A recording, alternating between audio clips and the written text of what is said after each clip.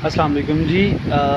एक नए लेक्चर के साथ हाज़िर हैं और हम कुछ इडियम्स डिस्कस करेंगे ताकि आप उनकी स्टोरी समझ के उनको ज़हन नशीन कर सकें और अपनी अंडरस्टैंडिंग बढ़ा सकें। कोशिश कीजिए कि इन लेक्चर्स को अपने दोस्तों से अपने इर्द गिर्द शेयर कीजिए ताकि जो इल्म के मोती हैं उससे कोई महरूम ना रह सके। तो पहला इडियम है जी, क्लोज़ फिस्टेड मैन। फिस्ट कहते हैं बंद मुट्ठी को, ठीक है, बंद मुट्ठी को फिस्ट कहते हैं। तो क्लोज़ फिस्टेड मैन मतलब जो अपनी मुट्ठी को बंद रखता है। तो इससे क्या मतलब है? जो पैसों को दबा कर रखता है, ठीक है। इसके ऑपोजिट इडियम हो सकता है to keep the door open, घर खुला रखना, अपने घर का दरवाज़ा खुला रखना। ये लार्ज हार्टेड पर्सन जो होता है वो खुले दिल का हो सकता है। तो क्लोज फिस्टेड मैन का मतलब क्या हुआ? कंजूस आदमी, माइजरली मैन या माइजर। अगला इडियम है जी, cock and bull story. Cock हो गया मुर्गा और बुल सांड। तो इस कॉक और बुल का आपस में कोई रिलेशनशिप नहीं है, बज़ाहिर इनका कोई आपस में ताल्लुक़ नहीं है। तो ऐसी कौन सी चीज़ हो सकती है जो इनको जोड़ के रख सकती है? कोई भी चीज़ नहीं।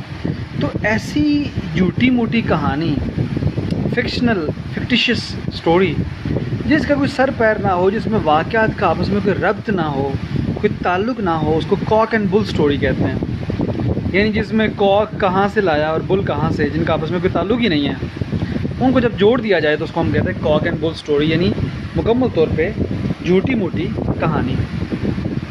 अगला इडियम है जी, चीक बाय जोल। चीक कहते हैं गालों को, ठीक है, और जोल मतलब जो अंदर जबड़ा है। तो ये आपस में जुड़े होते हैं, गाल और जबड़ा आपस में जुड़े होते हैं, चीक बाय जोल, और का बड़ी करीबी ताल्लुक़ होता है। तो ऐसे कोई भी दो अफराद या दो चीज़ें हैं जिनका आपस में करीबी ताल्लुक़ हो, उस ताल्लुक़ को कहते हैं जी cheek by jowl. My relationship with my friend Aslam is that of cheek by jowl, right. चोली दामन का साथ भी कह सकते हैं आपसे, चोली और दामन आपस में जुड़े होते हैं। कैट्स पॉ, कैट्स पॉ बिल्ली का पंजा।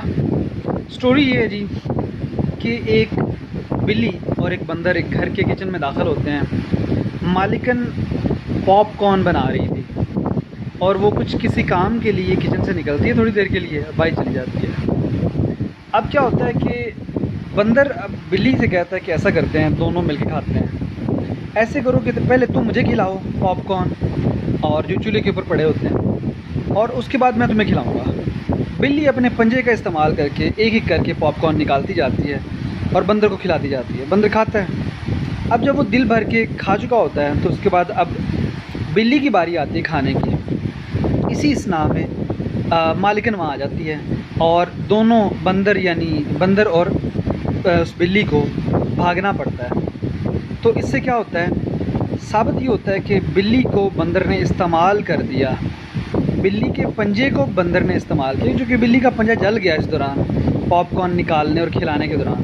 तो कैट्स पॉ का मतलब है आला कार। आला कार का मतलब है कि किसी के हाथों इस्तेमाल हो जाना।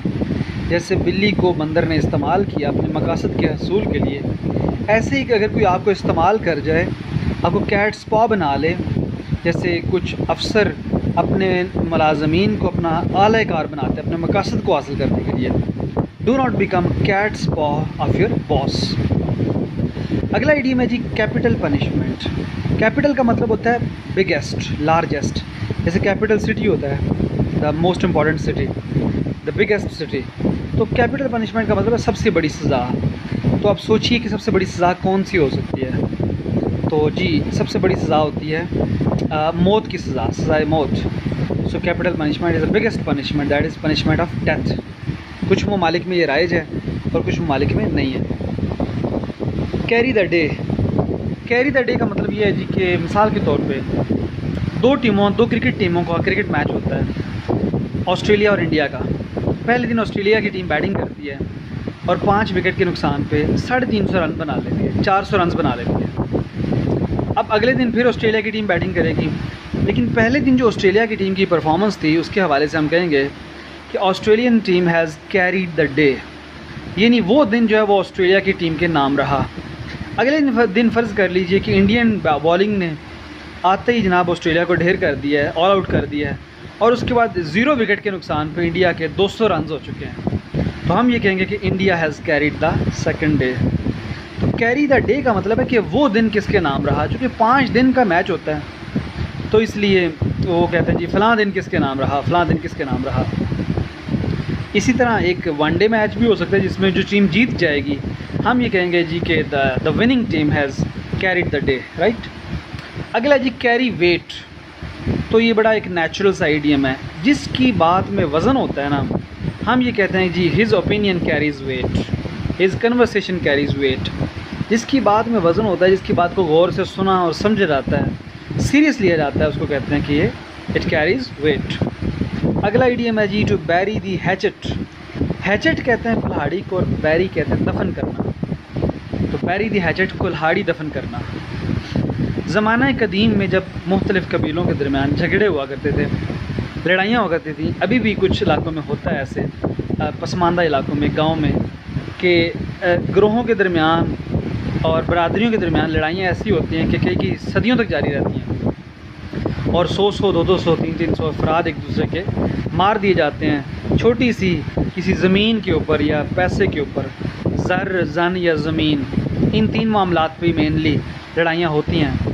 तो जब लड़ाई ख़त्म होती है तो उसके बाद क्या होता है जी, जिरगा बैठता है, वो सुलह करते हैं, लड़ाई ख़त्म हो जाती है। अलामती तौर पे जो कबीलों के सरबराहान होते हैं वो क्या करते हैं कि कुल्हाड़ी को दफन करते हैं ज़मीन के अंदर, मिट्टी के अंदर, वो एक अलामत होती है। तो कुल्हाड़ी दफन करने का क्या मतलब हुआ, अमन, सुकून, सुलह, सफाई। अगला आइडियम है जी इन ब्लैक एंड वाइट।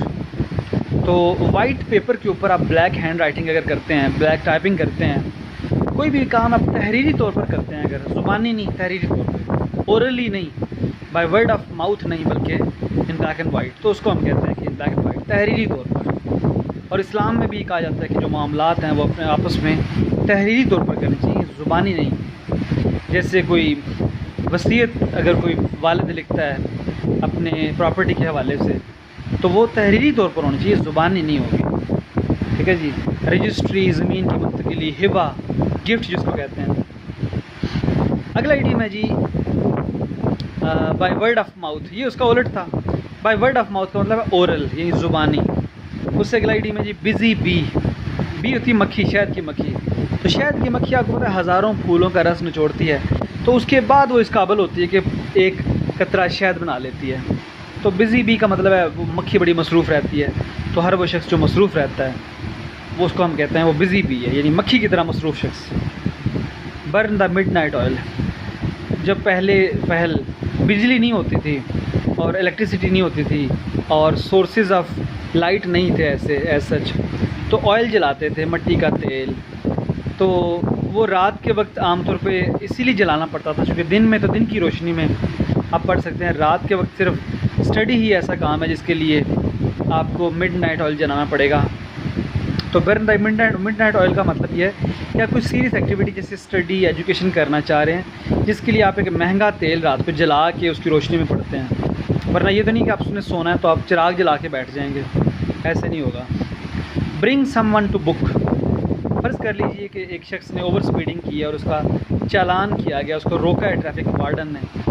तो ट्रैफिक वार्डन जब उसको रोकता है और उसको अपने पास बुलाता है तो उसको एक चालान बुक दिखाता है, उसके ऊपर रूल्स लिखे होते हैं और उसे बताता है कि तुमने फ़लाँ रूल की वायलेशन की है।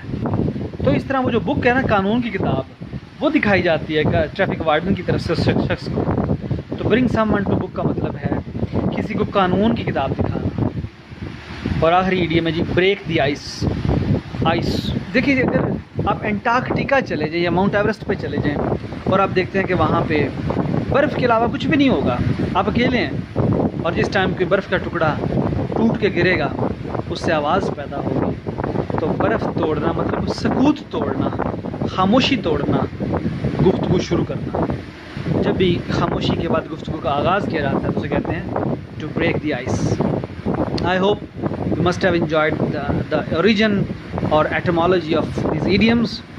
Please share it with your friends and you should know the story.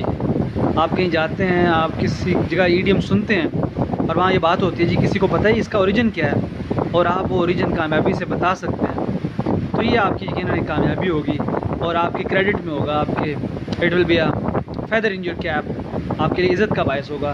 तो नॉलेज हमेशा इज़्ज़त का बायस होता है। इस नॉलेज को बढ़ाइए और आगे शेयर कीजिए। Thank you so much, take care, see you in the next lecture tomorrow. Allah हाफ़िज़।